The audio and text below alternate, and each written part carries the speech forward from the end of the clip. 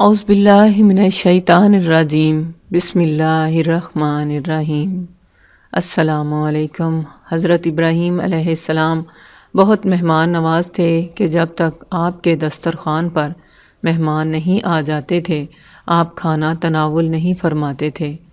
ایک دن مہمانوں کا ایک ایسا قافلہ آپ کے گھر پر اترا کہ ان مہمانوں سے آپ خوفزدہ ہو گئے۔ یہ حضرت جبرائیل علیہ السلام تھے جو 10 یا 12 فرشتوں کے ہمراہ تشریف لائے تھے اور سلام کر کے اندر داخل ہوئے۔ یہ سب فرشتے نہایت ہی خوبصورت انسانوں کی شکل میں تھے۔ اولاً تو یہ افراد ایسے وقت تشریف لائے جو مہمانوں کے آنے کا وقت نہیں تھا۔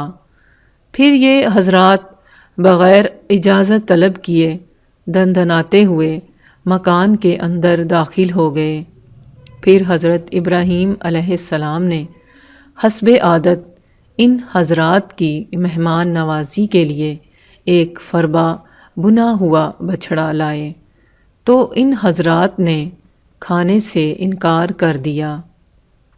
ان مہمانوں کی مذکورہ بالا 3 اداؤں کی وجہ سے حضرت ابراہیم علیہ السلام کو کچھ خدشہ گزرا کہ شاید یہ لوگ دشمن ہیں، کیونکہ اس زمانے کا یہی رواج تھا کہ دشمن جس گھر دشمنی کے لیے جاتا تھا اس گھر سے کچھ کھاتا پیتا نہیں تھا۔ چنانچہ آپ ان مہمانوں سے کچھ خوف محسوس فرمانے لگے۔ یہ دیکھ کر حضرت جبرائیل علیہ السلام نے کہا کہ اے اللہ کے نبی، آپ ہم سے کوئی خوف نہ کریں، ہم اللہ کے بھیجے ہوئے فرشتے ہیں اور ہم 2 کاموں کے لیے آئے ہیں۔ پہلا مقصد تو یہ ہے کہ ہم آپ کو بشارت سنانے کے لیے آئے ہیں کہ آپ کو اللہ تعالیٰ ایک علم والا فرزند عطا فرمائے گا، اور دوسرا کام یہ ہے کہ ہم حضرت لوط علیہ السلام کی قوم پر عذاب لے کر آئے ہیں۔ فرزند کی بشارت سن کر حضرت ابراہیم علیہ السلام کی مقدس بیوی حضرت سائرہ چونک پڑیں، کیونکہ ان کی عمر 99 برس ہو چکی تھی اور وہ کبھی حاملہ نہیں ہوئی تھیں۔ تعجب سے وہ چلاتی ہوئی آئیں اور ہاتھ سے ماتھا ٹھونک کر کہنے لگیں کہ کیا مجھ بڑھیا بانجھ کے بھی فرزند ہوگا؟ تو حضرت جبرائیل علیہ السلام نے کہا کہ ہاں، آپ کے رب کا یہی فرمان ہے، اور وہ پروردگار بڑی حکمتوں والا بہت علم والا ہے۔ چنانچہ حضرت اسحاق علیہ السلام پیدا ہوئے۔ قرآن مجید نے اس واقعے کو ان لفظوں میں بیان فرمایا ہے کہ اے محبوب، کیا آپ کے پاس ابراہیم کے معزز مہمانوں کی خبر آئی؟ جب وہ ان کے پاس آ کر بولے کہ سلام، تو آپ نے بھی کہا کہ سلام، اور دل میں کہا کہ یہ ناشنا سے لوگ ہیں۔ پھر اپنے گھر جا کر ایک فربہ بچھڑا لائے اور مہمانوں کے پاس رکھ کر فرمایا کہ کیا تم لوگ کھاتے نہیں؟ پھر اپنے جی میں ان لوگوں سے ڈرنے لگے تو وہ بولے آپ ڈرے نہیں، اور ان کو ایک علم والے لڑکے کی خوشخبری دی۔ اس پر ان کی بیوی چلاتی ہوئی آئی، پھر اپنا ماتھا ٹھونک کر کہنے لگی کہ کیا ایک بڑھیا بانجھ فرزند جنیں گی؟ مہمانوں نے کہا کہ ہاں، آپ کے رب نے ایسا ہی فرما دیا ہے، اور وہ بڑی حکمتوں والا اور علم والا ہے۔ اس واقعے سے ہدایت کی روشنی ملتی ہے کہ ملائکہ کبھی کبھی آدمی کی صورت میں لوگوں کے پاس آیا کرتے ہیں۔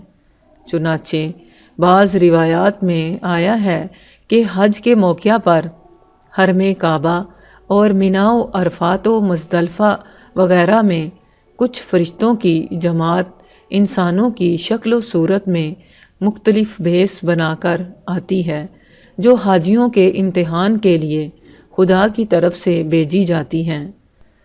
اس لیے حجاج کو لازم ہے کہ مکہ و مکرمہ اور مینا و عرفات و مزدلفہ اور طواف کعبہ و زیارت مدینہ منورہ کے ہجوم میں ہوشیار رہیں کہ ہرگز کسی انسان کی بھی بے ادبی و دل آزاری نہ ہونے پائے اور تاجروں فقیروں سے جھگڑا و تکرار نہ ہونے پائے۔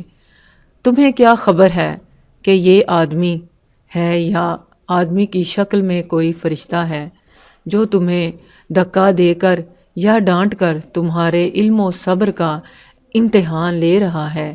یہ وہ نکتہ ہے جس سے عام طور پر لوگ ناواقف ہیں، اس لیے سفر حج میں قدم قدم پر لوگوں سے الجھتے اور جھگڑتے رہتے ہیں اور بعض اوقات دنیا و آخرت کا شدید نقصان و خسارہ اٹھاتے رہتے ہیں۔ لہٰذا اس نقصان عظیم سے بچنے کی بہترین تدبیر یہی ہے کہ ہر شخص کے بارے میں یہی خطرہ محسوس کرتے رہیں کہ شاید یہ کوئی فرشتہ ہو جو تاجر یا سائل یا مزدور کے بھیس میں ہے، اور پھر اس سے سنبھل کر بات کریں اور حتی الامکان اس کو راضی رکھنے کی کوشش کریں، اور ہرگز کسی تلخ کلامی یا سخت گوئی کی نوبت نہ آنے دیں کہ اس میں سلامتی ہے۔ بے شک تمام علم اللہ کے پاس ہے۔ ویڈیو کو لائک اور چینل کو سبسکرائب کرنے کے ساتھ کمنٹس باکس میں ضرور لکھیے گا۔ ویڈیو کو صدقہ جاریہ کے طور پر شیئر ضرور کیجیے گا۔ اللہ آپ کو ہزاروں برکتیں اور خوشیاں عطا فرمائے۔ دعاؤں میں یاد رکھیے گا۔ السلام علیکم۔